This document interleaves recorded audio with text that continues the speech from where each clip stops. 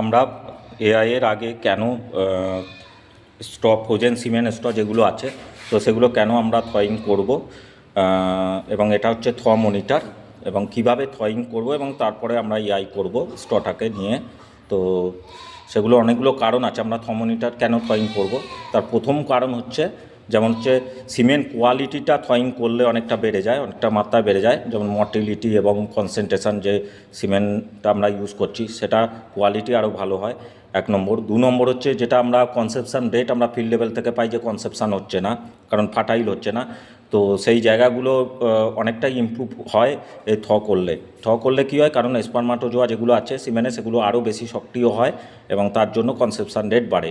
এটা একটা কারণ আছে। আরও একটা কারণ আছে, আমরা যখন সিমেন্টটাকে প্রিজার্ভেশন করছি ক্রায়ো প্রোটেক্টেন্ট দিয়ে, তখন সেই জিনিসটা জমাট বেঁধে থাকে। তো থয়িং করলে কী হয়, সে কি ক্রায়ো প্রোটেক্টেন্টটা অপসারণ হয়ে যায় এবং তারপরে কিন্তু সেটার যে কনসেপশান রেটটা ফাটাইল যে রেটটা সেটা অনেকটাই বাড়ে, ইমপ্রুভ হয় এবং তার জন্য আমাদেরকে থয়িং করতে হবে। তো এটা হচ্ছে আমরা মনিটর দিয়ে আমরা কিভাবে আমরা এআই করার আগে স্টকটাকে থয়িং করব। আমরা প্রথমেই একদম যে একটা পাত্রে হালকা জল গরম করে নিয়ে নেব। যেটা পাত্রটার যে তলটা সেটা কিন্তু একটু বড় হবে, কারণ আমরা এভাবে ডোবাবো না, আমরা পুরোটাই নিমজ্জিত করব। যে মনিটরটা আছে পুরোটাই এই জলে আগে নিমজ্জিত করব করে আগে টেম্পারেচারটা আমি দেখে নেবো যে এই জলের টেম্পারেচার কত আছে। আমাদের নর্মাল টেম্পারেচার রাখতে হবে 35 থেকে 37 ডিগ্রি সেন্টিগ্রেড থাকবে এই জলের তাপমাত্রা।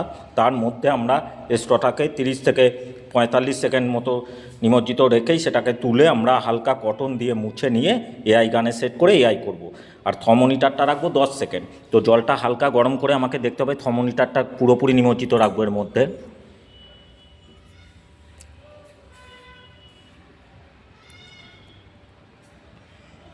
দেখুন এখানে টেম্পারেচারও শো করছে 37 ডিগ্রি সেন্টিগ্রেড, একদম পারফেক্ট টেম্পারেচার আছে। 37, 38 এরকম শো করছে, দেখতে পাচ্ছেন। তো 38 আর একটু টেম্পারেচারটা কমবে, মানে 37 থাকবে।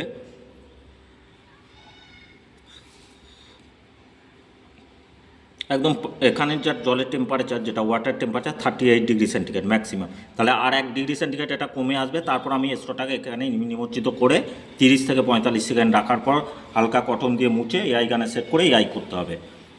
এভাবে আমরা মনিটরের সাথে ওয়াটারের টেম্পারেচারটা যেমন মেপে নিলাম, 38, 37 আছে। আর একটু হালকা জলটা একটু ঠান্ডা হলে 37 চলে আসবে। তো সেই টেম্পারেচার আসার পরে আমি স্টোভটাকে এখানে নিমজ্জিত করব।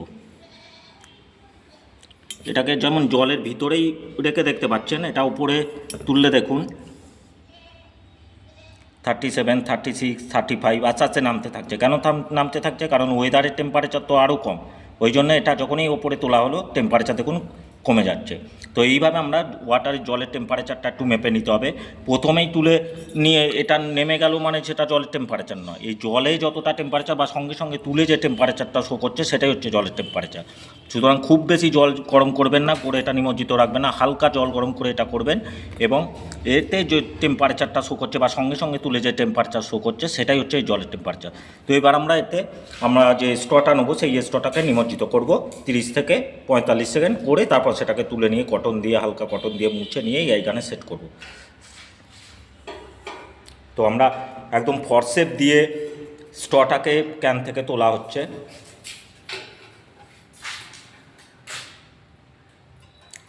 একদম সায়েন্টিফিক ওয়েতে আমরা স্ট্রটাকে তুলে নিয়ে সেটা আমরা যে থয়িং করব সেখানে আমরা এটা দিলাম।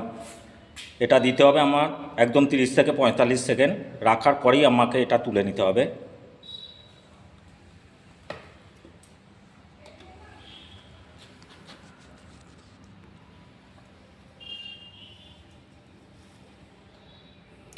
তো আমরা কেন এই টেম্পারেচারটা 35 to 37 করছি তারও কারণ আছে।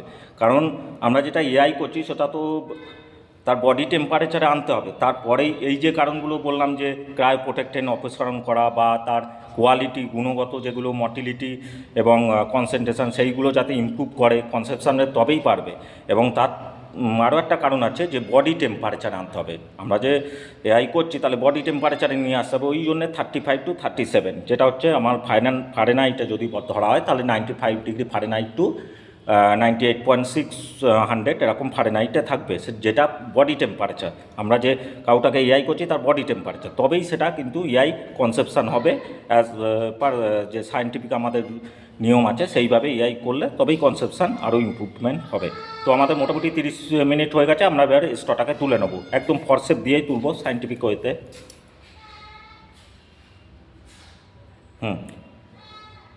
ফরসেপ দিয়ে তোলা